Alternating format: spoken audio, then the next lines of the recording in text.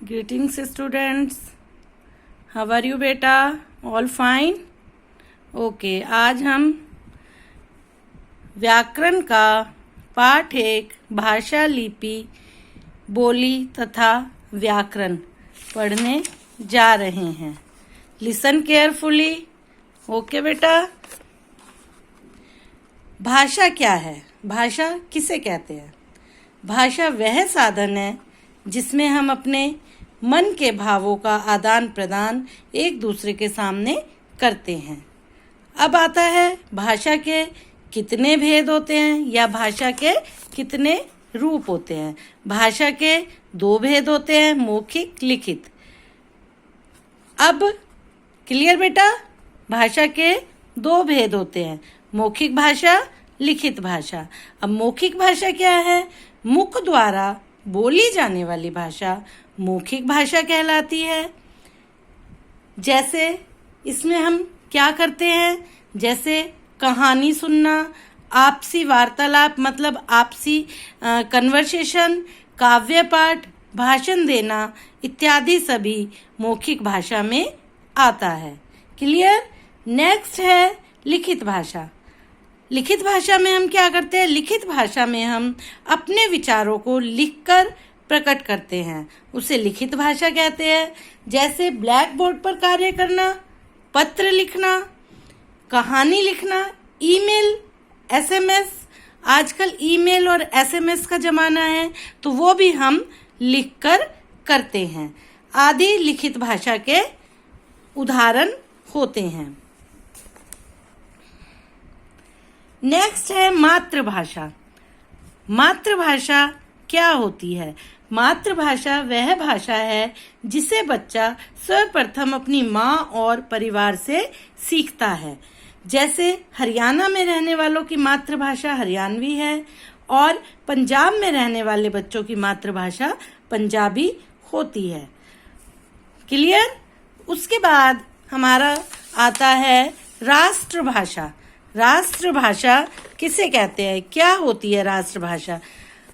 राष्ट्रभाषा देश के अधिकतर लोगों द्वारा बोली जाती है। देश के अधिकतर लोगों द्वारा राष्ट्रभाषा बोली जाती है।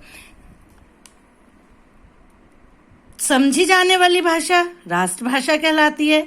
जैसे भारत की राष्ट्रभाषा हिंदी है, चीन में चीनी तथा रूस में रूसी और जापान में जापानी, इंग्लैंड में अंग्रेजी, यह आदि राष्ट्रभाषा होती हैं। अब आता है राजभाषा। राजभाषा क्या है? उसका उपयोग, उसका प्रयोग हम कहाँ पर करते हैं? राजभाषा सरकारी कार्यालयों में जिस भाषा में कामकाज किया जाता है, संपूर्ण किया जाता है मतलब पूरा किया जाता है, वह राजभाषा कहलाती है। भारतीय संविधान में 343 के अंतर्गत, अनुच्छेद 343 के अंतर्गत 14 सितंबर 1949 को हिंदी को भारत की राजभाषा के रूप में स्वीकार किया गया था और तभी से हम प्रतिवर्ष 14 सितंबर को हिंदी दिवस के रूप में मनाते हैं। क्लियर बच्चा? एंड में हम रिपीट करेंगे।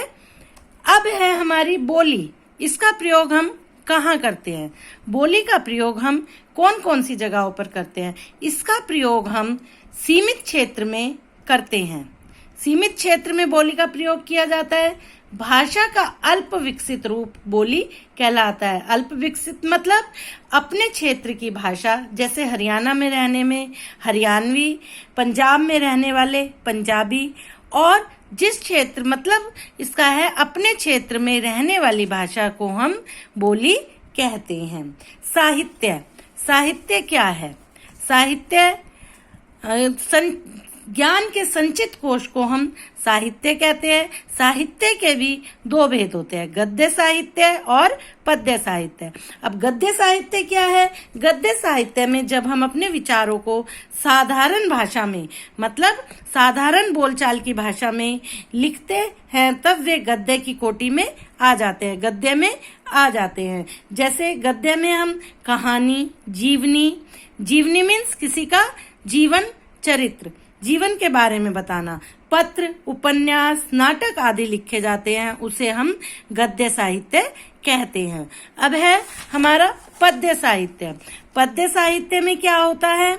पद्य साहित्य में जब विचारों को काव्य शैली में लिखा जाता है, जब विचारों को हम काव्य शैली में लिखते हैं तो पद्य साहित्य कहलाता है। पद्य साहित्य में हम प्राय गीत, कविता, गजल, छंद, चौपाई और काव्य पाठ करते हैं। इसके बाद हमारा है व्याकरण। व्याकरण का क्या काम होता है? व्याकरण वह ग्रंथ है जो हमें किसी भाषा की शुद्धता के नियम सिखाता है, अर्थात व्याकरण वह शास्त्र है जो हमें शुद्ध रूप से पढ़ना, बोलना, लिखना इत्यादि बताता है। हम मात्राओं की गलतियां करते हैं, उसके लिए हमें व्याकरण की सहायता लेनी पड़ती है। नेक्स्ट बेटा एक हमारा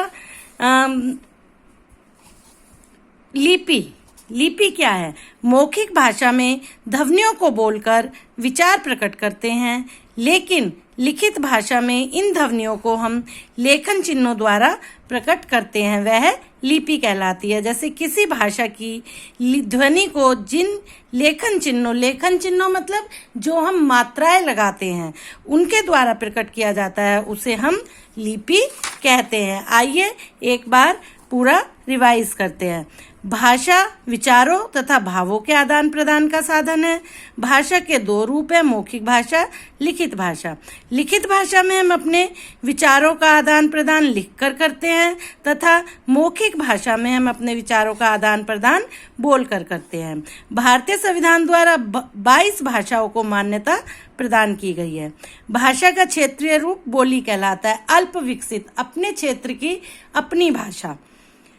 हिंदी हमारी संपर्क भाषा, राजभाषा और राष्ट्रभाषा है। जैसा हमने पढ़ा, राजभाषा मीन्स राजकाज के काम में आने वाली भाषा और राष्ट्रभाषा अपने राष्ट्र की भाषा। जैसे हमारे राष्ट्र की भाषा है हिंदी। भाषा को लिखने के लिए निर्धारित चिन्हों को लिपि कहते हैं। और व्याकरण हमें भाषा की शुद्धता के नियम सिखाता है। ज्ञान के संचित कोश को साहित्य कहते हैं। साहित्य के दो भेद होते हैं, गद्य साहित्य और पद्य साहित्य। आई होप हर पॉइंट आपको क्लियर हुआ होगा। अब हम इसकी एक्सरसाइज करेंगे।